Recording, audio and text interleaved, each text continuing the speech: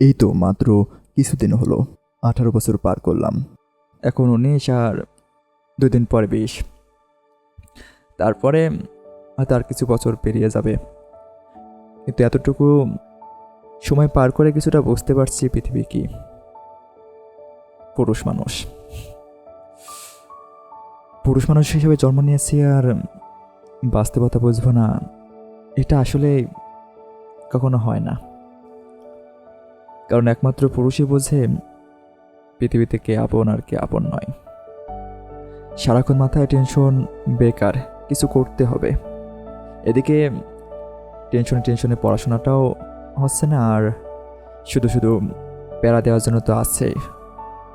না, অন্য মানুষের কথা বলছি না, নিজের পরিবারের কথাই বলছি। দীর্ঘশ্বাস। আসলে ছোটবেলা থেকে যে বিশ্বাস নিয়ে বড় হয়েছি, আস্তে আস্তে সে বিশ্বাসটাও ভেঙে যাচ্ছে। ছোটবেলায় ভাবতাম মা সবার থেকে আপন, হয়তো আসলে সবার থেকে, এমনকি নিজের থেকেও আপন। কিন্তু বাস্তবতা, ইনকাম আর পকেটে টাকা না থাকলে আসলে আপন কেউ হয় না। সেটা হোক বন্ধুবান্ধব, হোক আত্মীয় স্বজন, এমনকি ভাই বোন আর বাবা মাও আসলে তালিকার বাইরে না। হয়তো অনেকে আমার সাথে একমত হবেন না, কিন্তু অনেকে বাস্তবতার সাথে আসলে একমত না হলেও বাস্তবতা মেনে নিতে হয়। আর যারা মেয়েরা আছেন হয়তো বা কথাগুলোর মানে বুঝছেন না, শুধু শুধু আমাকে খারাপ ভাবছেন। আমি অভিযোগ করছি আমার বাবা মায়ের নামে। অভিযোগ তো নিজের ওপরে।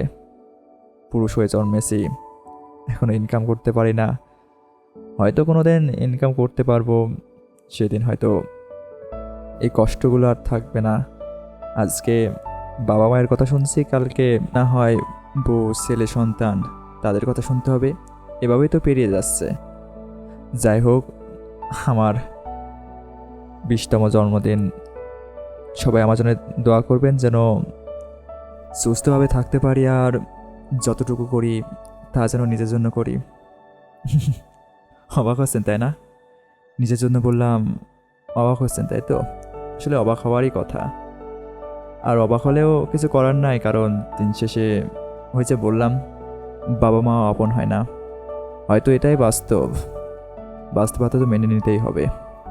আপনার যদি 5টা ভাই বোন থাকে, তাহলে হয়তো খেয়াল করে দেখেছেন। আসলে কি বলবো, এটা আসলে আন্তরিকতাও একটা ব্যাপার আছে। যে সবসময় টাকা দিবে তার পক্ষেই থাকবে, এটাই স্বাভাবিক। হয়তো না থাকলেও কিছু করার থাকবে না আসলে। তারপরে কথাগুলো যদি খারাপভাবে নেন তাহলে আমাকে খারাপ ভাবতে পারেন, সমস্যা নাই। তো বাস্তব কিছু কথা বললাম, পারলে ক্ষমা দৃষ্টিতে দেখবেন। আর আমার জন্মদিনের জন্য না, অন্য কারো শুভেচ্ছা দরকার নাই, আমি নিজে শুভেচ্ছা জানাচ্ছি। Happy birthday to me, Nobel Fahad. ধন্যবাদ সকলকে।